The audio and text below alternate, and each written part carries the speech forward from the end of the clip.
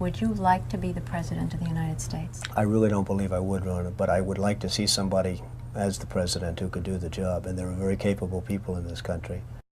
Why wouldn't you dedicate yourself to public service? Because I think it's a very mean life.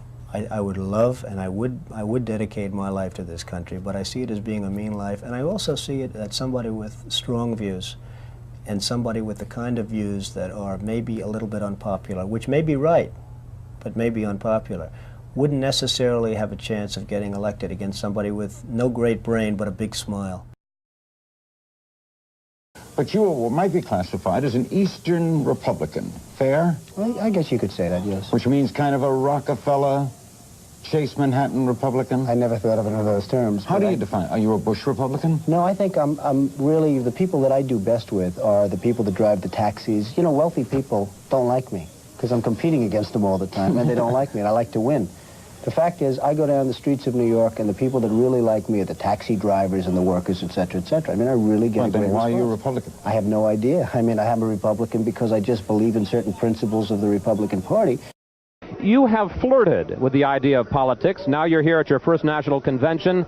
Does that get you interested in possibly making the plunge? Now you have to tell me something. Who told you I flirted? Well, I didn't know that I flirted with. Well, you took out full-page ads in the New York Times to talk about your foreign policy. Some people would say... I do feel very strongly about the country. I love the country.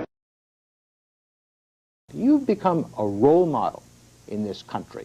The reason that your book sells, the reason that your board game sells, is because people are looking to leaders. People are looking for values, and you're one of the people. And it's no, you may dismiss it, but people are talking about, you know, Donald Trump for president. What they're really talking about is Donald Trump, show us the way. Well, be the true white hat. I'm, again, somebody that has a good instinct financially. I have had historically. I followed markets. I've been going the right direction, whether it's New York real estate or stocks or whatever. I know from a common sense financial standpoint that something has to burst. When a country is losing billions and billions and billions of dollars a year, and when other countries are making hundreds of billions of dollars, something is going to burst, and it's going to start here. I know it. It's a question of when. To me, it's not a question if, it's a question of when. And unless we're going to solve our problem, and the problem is caused by our allies, unless we're going to solve that problem, this country is in very, very big trouble. And I'm not talking recession kind of trouble, I'm talking depression kind of trouble. Would you really like to take over and run the country as you have run your organization? I would much prefer that somebody else do it. I just don't know if the somebody else is there. I don't know if we have the kind of advocate that you need. We need major surgery. This country needs major surgery. Are you the surgeon? I think I do a fantastic job, but I really would prefer not doing it. Uh-huh. Are you saying you will take it only if drafted? No, I'm not saying that. I'm saying that I hope that somebody comes along who can be an advocate, and I think that somebody will be so popular, But you haven't seen it. He or she will be the most, but I don't see it now. I wish that person were there. But again, I do know one thing. It's not a question. This country is losing hundreds of billions. It's not a question if, it's a question when. I have never understood how this is possible. I have never understood how somebody throughout this country didn't sue the United States government and have that overturned. I mean, you had people, investors, investing over a 10-year period for under a set of conditions. And this is, as I was talking before, playing the game. We're all playing by a certain set of rules. The rules were changed for the government, but they weren't changed for us. I mean, it was an incredible circumstance that happened. And people went bust by the hundreds of thousands. And I hope you weren't one of them in terms of that, but obviously you know a lot of people that were.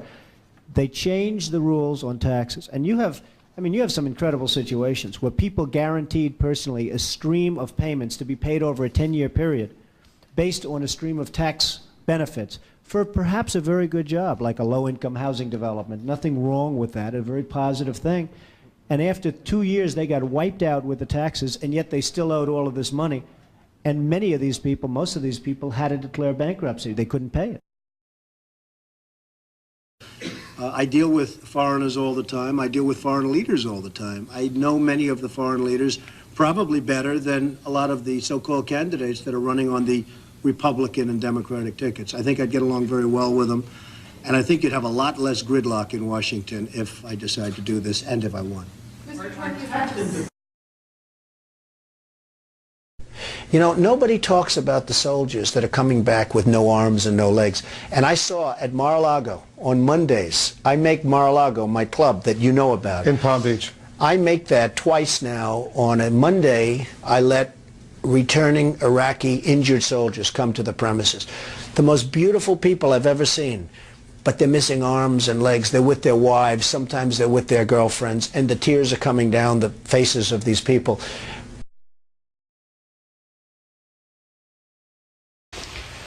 Well, I just hate what's happened to this country. We've gone to a country that's no longer respected. We're in a war that we should have never, and by the way, I'm worse than any hawk there is in terms of military and in terms of defending ourselves. But Saddam Hussein didn't knock down the World Trade Center. He had nothing to do with it. And there were no weapons of mass destruction. The other day, the head of 3M said that President Obama is anti-business. Do you get the same feeling that he does? Well, I don't know that it's anti-business or he just really doesn't know exactly what to do. And I'm afraid it probably is the second thing. I don't see him necessarily as anti-business. I think that he is not sophisticated in the ways of business. He hasn't dealt with the people that you've dealt with and that I've dealt with. I deal with China as an example a lot. It is never easy. And I've made some very big deals with the Chinese. I've come out on top. I've come out in great shape. I sell apartments to Chinese people. I get along great with them. It's not like, you know, anti-China. I just think it's ridiculous that we allow them to do what they're doing to this country with the manipulation of the currency that you write about and understand, and all of the other things that they do. And frankly, if I were them and if I could get away with it, I take my hat off to them, frankly. They do get away with it. And I hire companies all the time, and it's so hard for our companies to compete against Chinese companies. I mean, these companies have such an advantage, whether it's glass for a curtain wall or whether it's, and you use the term because you know what's happened, sheetrock. I mean, they used to give us sheetrock, just give it. And everybody that was unfortunate enough to use Chinese sheetrock had problems. I mean, problems like where people were dying from it. The good news, Steve, our product is much better, but with the manipulation of their currency, it's very, very, very hard for our companies to compete. But I'll certainly do whatever is necessary and however I can help, whether they want me to make speeches, whether they want me to contribute, raise money, I'll do whatever I have to do. We need somebody great as a president.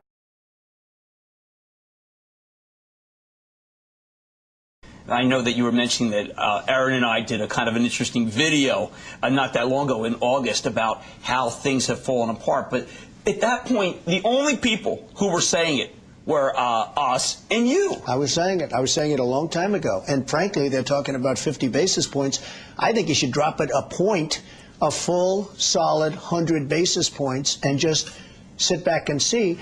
And I was actually looking at somebody, a gentleman from Goldman Sachs was saying 175. Right. So that's going to be interesting. But I think that's ultimately going to be happy. And it would be nice if Ben could get now ahead of the curve instead of always being behind the curve. He's behind the curve. Say what you want about Alan Greenspan. He was always slightly ahead of the curve. Right. And that was always brilliant. And he had this incredible reputation. I think Ben has to get a little bit ahead of the curve. He has to do something dramatic. And I really think what he should do is surprise the hell out of everyone and do it 100, and let's see what happens. That would be big. Any politician, do you think, has the pulse? Anyone running for president has the pulse of what you know about the economy? Well, the biggest problem is something I never hear about. I told you about it once. Every time they lower interest rates, the cartel, because I call it a cartel, right, the illegal monopoly raises oil prices, okay? So the monopoly, because that's all it is, it's a total illegal monopoly. If businesses ever formed OPEC, everybody would be put in jail. Here they are, and every time a country hits oil, they're invited in to the cartel, okay? It's a disgrace. So what happens is every time interest rates go down, oil prices go up, and it's the same number. I mean, practically the same money. So they lower it, they raise it, they lower it, they raise it. Now you have oil that's close to 100, going to be over 100, and nobody in this country calls and says, get that damn oil price down. You get it down.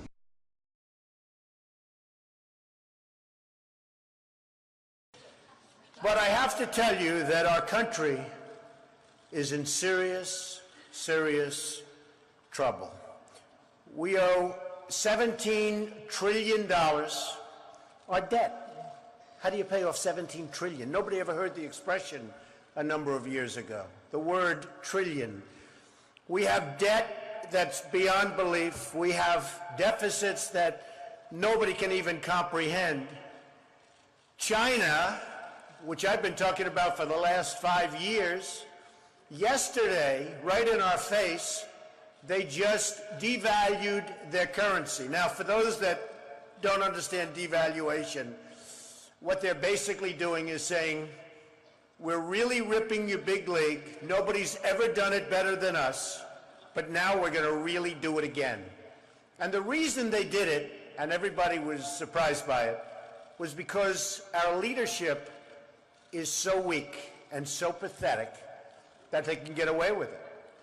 And believe me, they're taking our jobs, and they're taking them big league. And China's not the only one. You look at other countries, they're all doing the same thing. They have no respect for our leader, and frankly, they have no respect any longer for our great country. And it's so simple to solve. What we need is a strong economy. What we need is jobs. Now, you hear these phony job numbers, 6.7%. The 6.7% is probably 21 or 22% real numbers.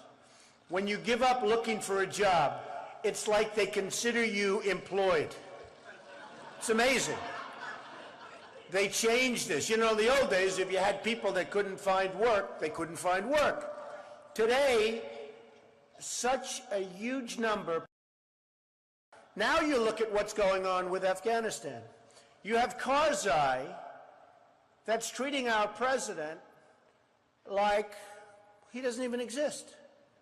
So they make a deal, and I'm not advocating stay, because frankly, I want to build this country. I want to build these schools. I don't want to build a school in Afghanistan, a road going to the school, watch it get built up and then blown up 4 times, and they keep rebuilding and rebuilding, and you go to Brooklyn, New York, and you can't have schools. You go to Iowa, you can't. You go to wherever you go, and you can't have schools. Because we don't have any money, because we're spending it in other places where, frankly, they don't want us, and I don't want them. And it's amazing.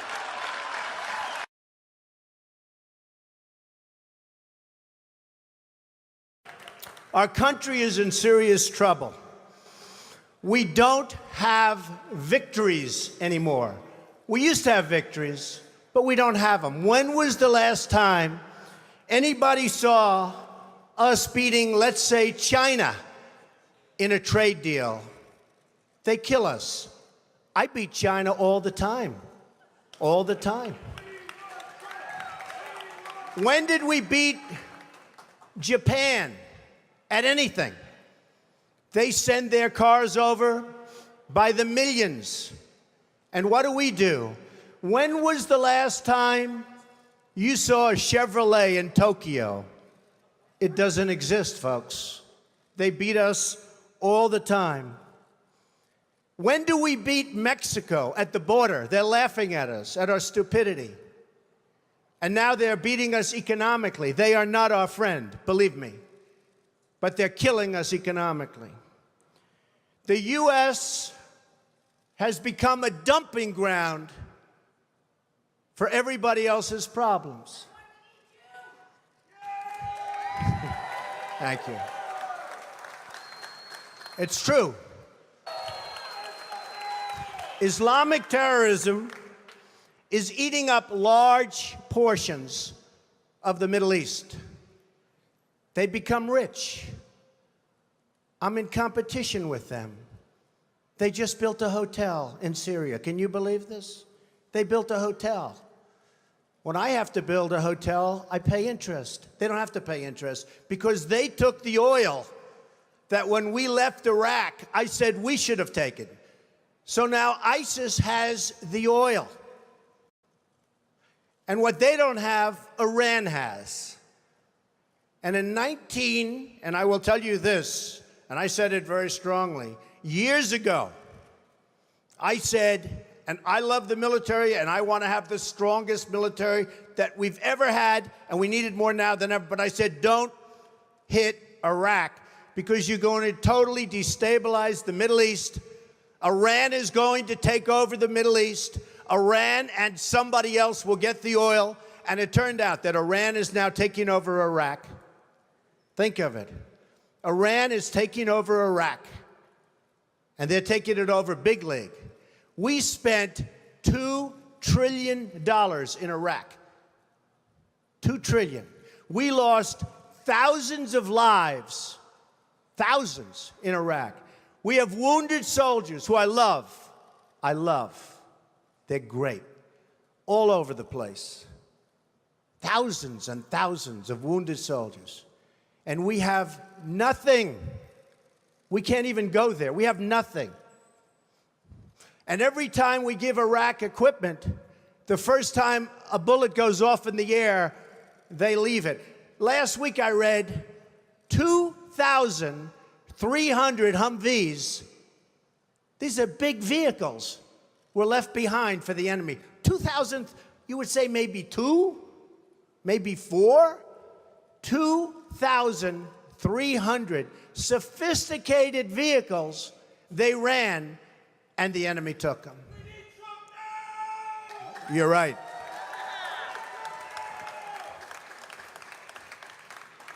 Last quarter, it was just announced, our gross domestic product, a sign of strength, right? But not for us. It was below zero. Who ever heard of this? It's never below zero. Our labor participation rate was the worst since 1978. But think of it, GDP below zero. Horrible labor participation rate. And our real unemployment is anywhere from 18 to 20%. Don't believe the 5.6. Don't believe it. That's right, a lot of people up there can't get jobs. They can't get jobs because there are no jobs. Because China has our jobs, and Mexico has our jobs. They all have our jobs. But the real number is anywhere from 18 to 19 and maybe even 21%. And nobody talks about it because it's a statistic that's full of nonsense.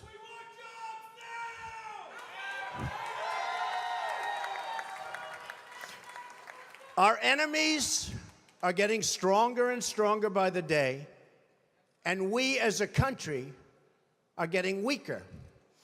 Even our nuclear arsenal doesn't work. It came out recently. They have equipment that's 30 years old. They don't even know if it worked. And I thought it was horrible when it was broadcast on television, because boy, does that send signals to Putin and all of the other people that look at us and they say, that is a group of people, and that is a nation that truly has no clue. They don't know what they're doing. They don't know what they're doing. We have a disaster called the big lie, Obamacare. Obamacare. Yesterday it came out that costs are going for people up 29, 39, 49, and even 55%. And deductibles are through the roof. You have to get hit by a tractor, literally a tractor, to use it, because the deductibles are so high, it's virtually useless. It is a disaster. And remember the $5 billion website. $5 billion we spent on a website. And to this day, it doesn't work. A $5 billion website. I have so many websites. I have them all over the place. I hire people. They do a website. It costs me $3. $5 billion website. I have so many websites. I have them all over the place. I hire people. They do a website. It costs me $3. $5 billion website.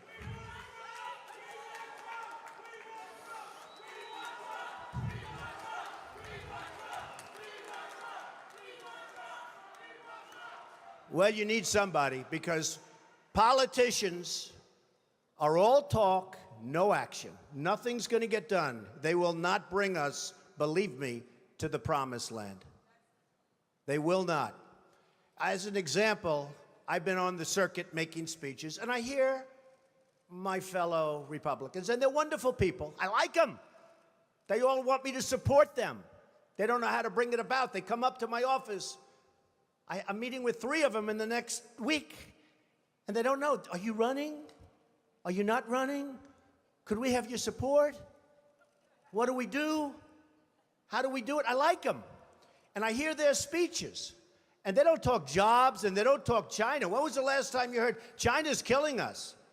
They're devaluing their currency to a level that you wouldn't believe. It makes it impossible for our companies to compete. Impossible. They're killing us. But you don't hear that from anybody else. You don't hear it from anybody else. And I watch the speeches. Thank you. I watch the speeches of these people, and they say, the sun will rise, the moon will set, all sorts of wonderful things will happen. And people are saying, what's going on? I just want a job. Just get me a job. I don't need the rhetoric. I want a job. And that's what's happening. And it's going to get worse, because remember, Obamacare really kicks in 2016. Really big league. It is going to be amazingly destructive. Doctors are quitting. I have a friend who's a doctor, and he said to me the other day, Donald, I never saw anything like it. I have more accountants than I have nurses. It's a disaster. My patients are beside themselves. They had a plan that was good. They have no plan now. We have to repeal Obamacare, and it can be replaced. And it can be replaced with something much better for everybody. Let it be for everybody, but much better and much less expensive for people and for the government. And we can do it. So, I've watched the politicians. I've dealt with them all my life. If you can't make a good deal with a politician, then there's something wrong with you. You're certainly not very good. And that's what we have representing us. They will never make America great again. They don't even have a chance. They're controlled fully. They're controlled fully by the lobbyists, by the donors, and by the special interests, fully. They control them. Hey, I have lobbyists, I have to tell you. I have lobbyists that can produce anything for me. They're great. But you know what? It won't happen. It won't happen. Because we have to stop doing things for some people, but for this country, it's destroying our country. We have to stop, and it has to stop now. Now, our country needs a truly great leader. And we need a truly great leader now. We need a leader that wrote The Art of the Deal. We need a leader that can bring back our jobs, can bring back our manufacturing, can bring back our military, can take care of our vets.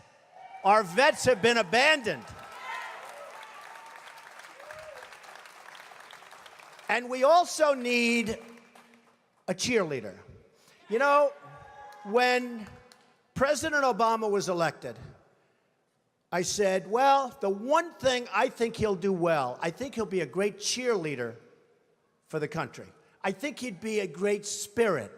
He was vibrant. He was young. I really thought that he would be a great cheerleader. He's not a leader, that's true. You're right about that. But he wasn't a cheerleader. He's actually a negative force. He's been a negative force. He wasn't a cheerleader. He was the opposite. We need somebody that can take the brand of the United States and make it great again. It's not great again. We need We need somebody